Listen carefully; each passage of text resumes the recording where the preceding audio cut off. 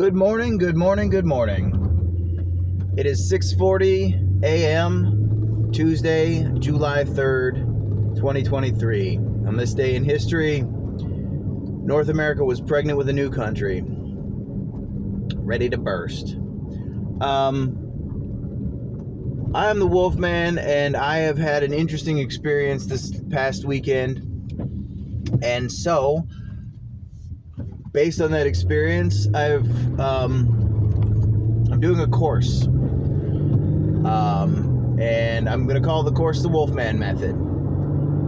And basically, it's a course in creating the illusion of enlightenment.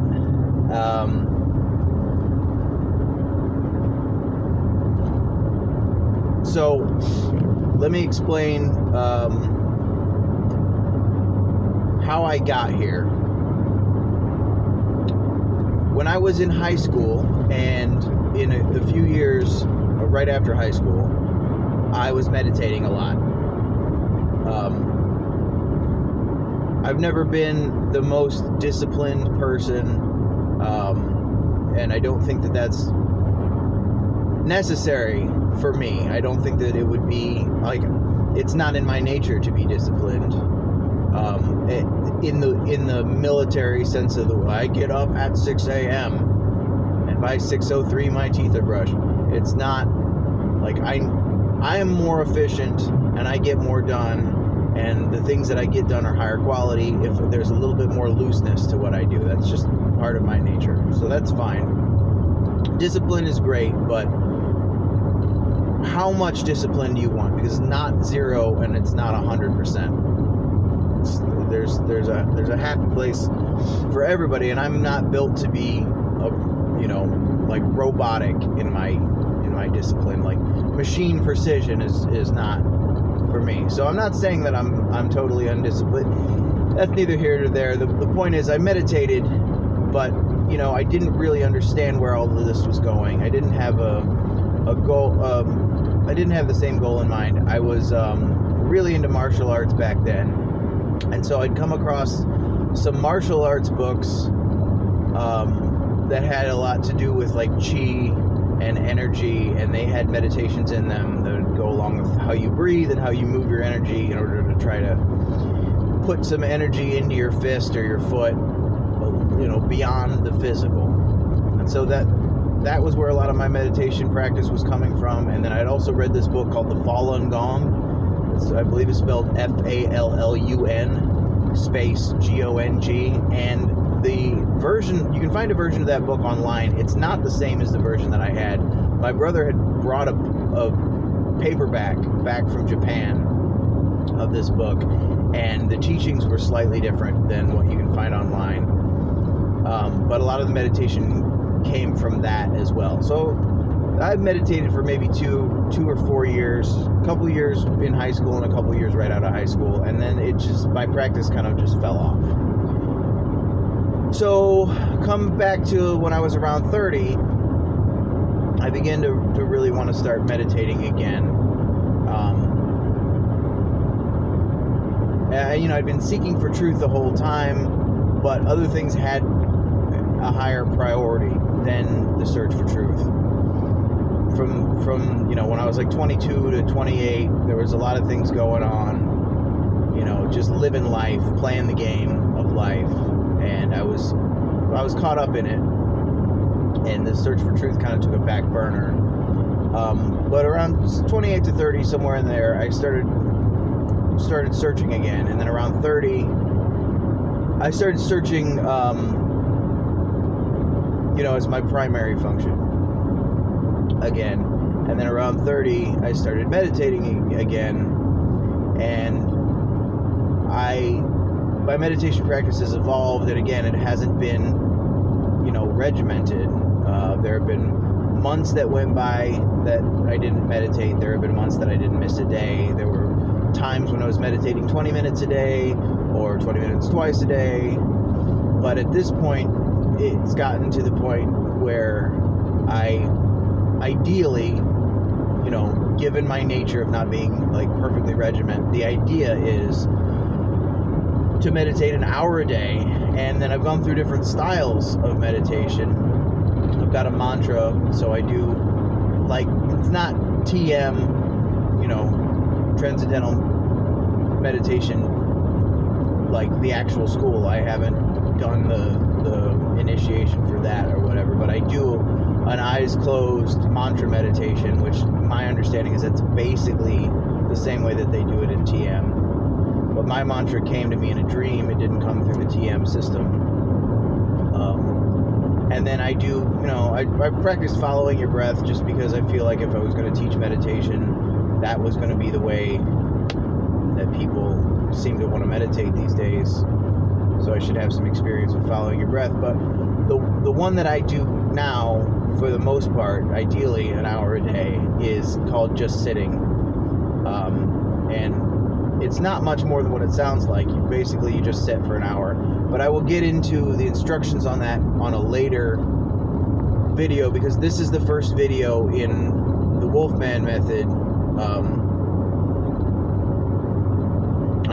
I'm going to put it together as a video course first, and then I may put it into a book, and then a few years down the road, once I've mastered it, then I will potentially start doing in-person classes. But at the moment, I'm just doing a video series, and so this is the introduction. And so I wanted to touch the ground and call witness to how it was that I got here.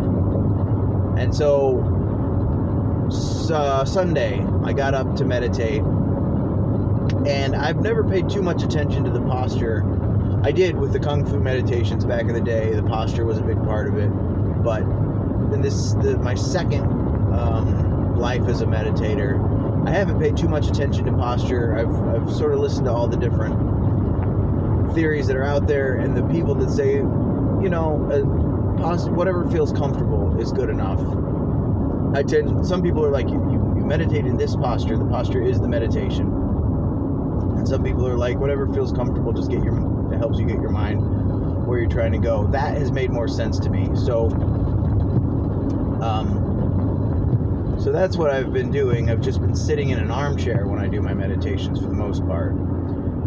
Just sitting in a comfortable chair in a comfortable way. Well, this time I'm just sitting for a few minutes, and I get the impulse to go ahead and cross my legs.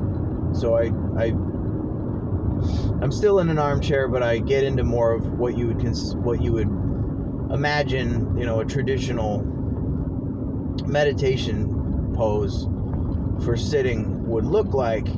And I noticed I dropped almost immediately into a very deep meditative state. Like, it felt like I was coming up on mushrooms. Like, it was deep. And so then a thought arises, and as we know, in meditation sometimes thoughts arise, but the thought was, is it important to note that the change in posture and the correlation in the change in mind state, like, is this worth noting? Should I it didn't really even go as far as saying, like, should I incorporate this into my meditation? Just, is it worth noting? That was the thought that arose. And when I asked that question, almost immediately spontaneous channeling started happening.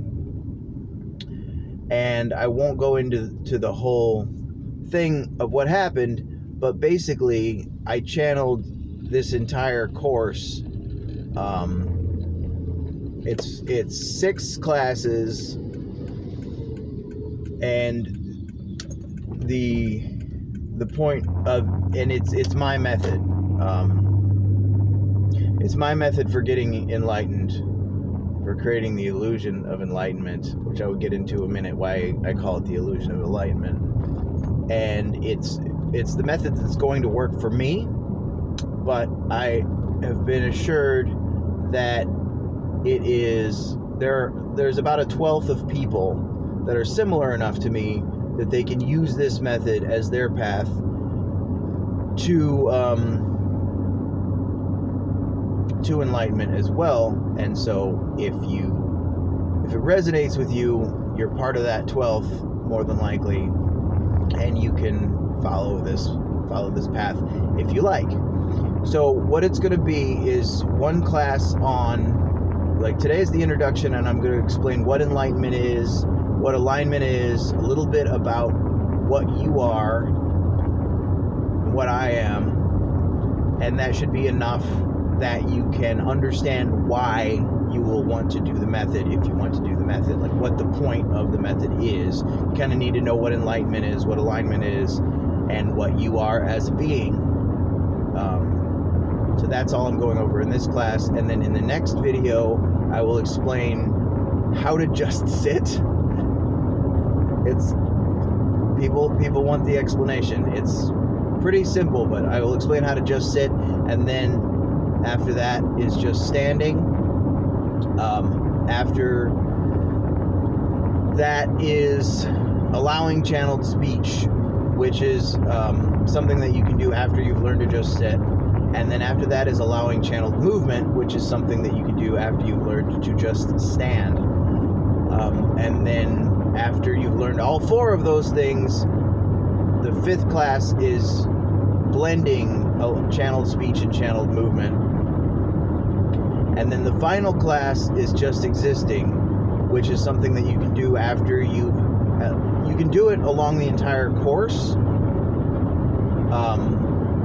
but you may be able to do it full time after you've mastered all 5 of the aspects of the Wolfman Method. Then the 6th, the graduation, is to learn to just exist in this way. And so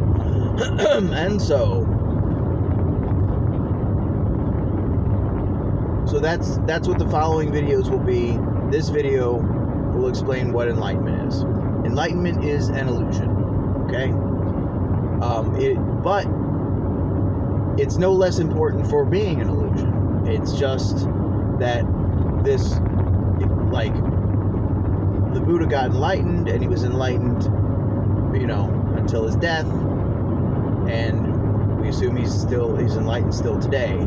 But that is an illusion.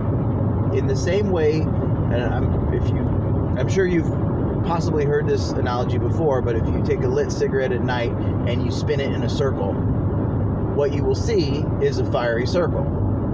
What actually it is a little bit of fire at different points along the circle, but the movement creates the illusion of a circle.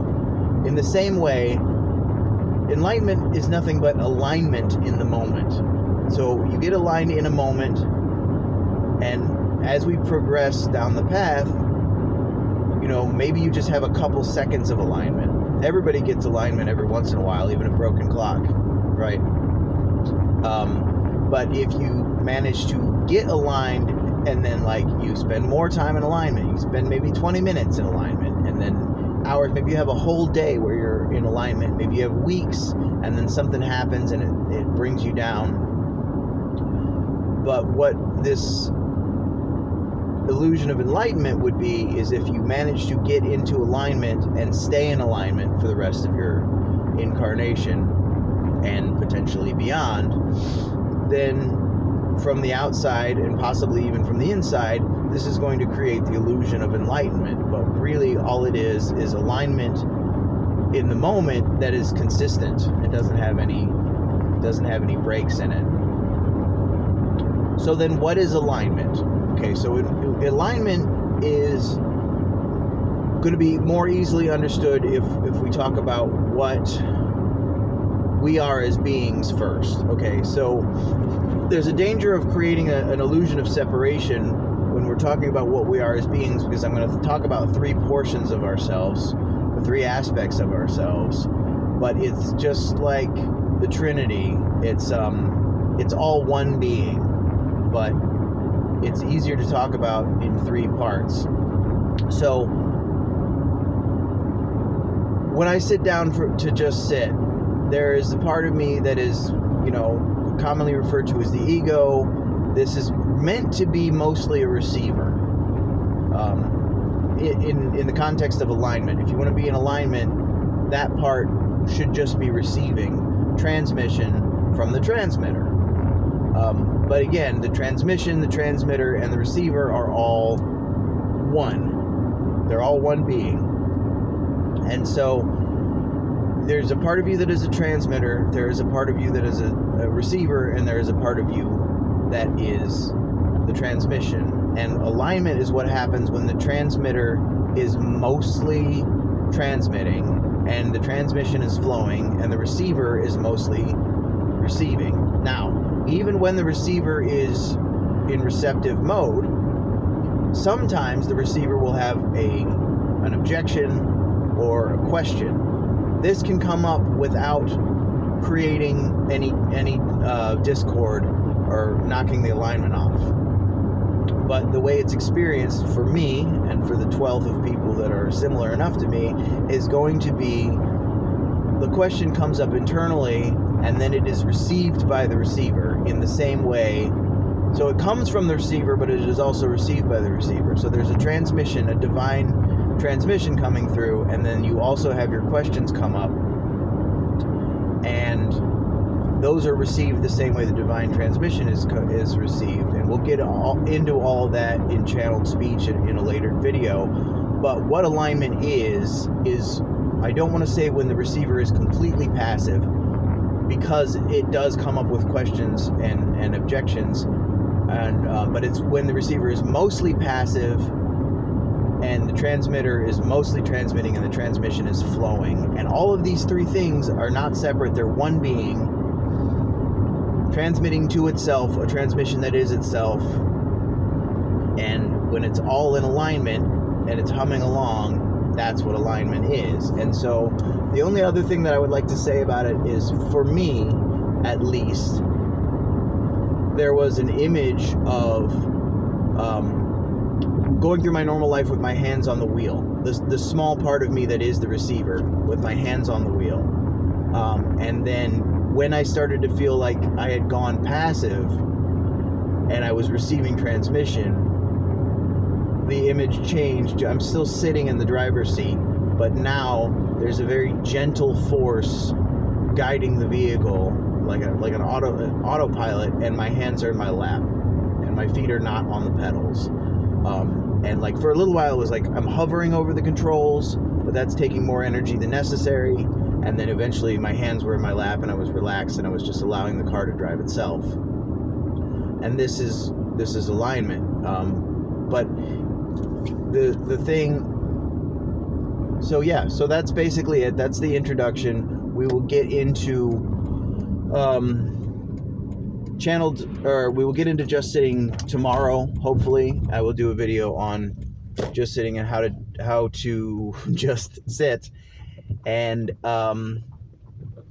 that'll be video number 2. If I don't get it done tomorrow, I'll get it done soon. So this is the introduction to the Wolfman Method, and the next video will be just sitting, and then after just sitting there will be just standing, and then there will be channeled speech, channeled movement, the blending of channeled speech and channeled movement, and just existing. And so if any of this resonates, then stay tuned. Kono Omne, Kono Yoko. May your heart be happy. May your mind be clear. May you find satisfaction in all your endeavors. And may you find ultimate satisfaction.